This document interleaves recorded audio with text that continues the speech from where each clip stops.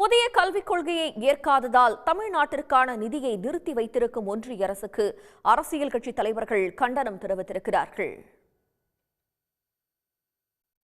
ஒன்றிய அரசு நிதி வழங்காததால் 8 லட்சம் மாணவர்கள் படிக்கிற மாநில கல்வித்துறை கடும் பொருளாதார மற்றும் நிர்வாக நெருக்கடியில் சிக்கியிருப்பதாக தமிழ்நாடு காங்கிரஸ் கமிட்டி தலைவர் செல்வ பெருந்தகை தெரிவித்திருக்கிறார்.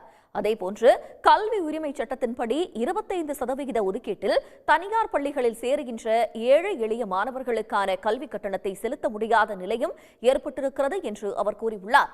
புதிய கல்விக் கொள்கையை ஏற்றுக்கொள்ளவில்லை என்ற ஒரே காரணத்திற்காக தமிழ்நாடு வஞ்சிக்கப்பட்டு வருகிறது என்று குற்றம் சாட்டியிருக்கும் செல்வ பெருந்தகை, நாடாளுமன்ற பட்ஜெட் மூலமாக ஒதுக்கப்பட்ட தொகையை மாநில அரசிற்கு ஒதுக்காமல் இருப்பது அரசியல் அமைப்பு சட்டத்திற்கு விரோதமானது என்று விமர்சித்துள்ளார். ஒன்றிய அரசின் புதிய கல்விக் கொள்கையை மாநில அரசுகள் ஏற்றுக்கொள்ள வேண்டும் என்றும் எந்த கட்டாயமும் இல்லை என்று தெரிவித்திருக்கும் பாமக தலைவர் அன்புமணி, ஒருங்கிணைந்த கல்வி திட்டத்தின் கீழ் வழங்கப்பட வேண்டிய நிதியை மறுப்பது அநீதி என குற்றம் சாட்டியுள்ளார். இப்படி ஒரு நெருக்கடியை ஒன்றிய அரசு ஏற்படுத்தக்கூடாது என்றும் நிபந்தனைகள் எதுவும் இல்லாமல் நிதியை வழங்க வேண்டும் எனவும் வலியுறுத்தியுள்ளார். உடனுக்குடன் செய்திகளை தெரிந்து கொள்ள சன் நியூஸ் பெல் ஐகானை கிளிக் பண்ணுங்க.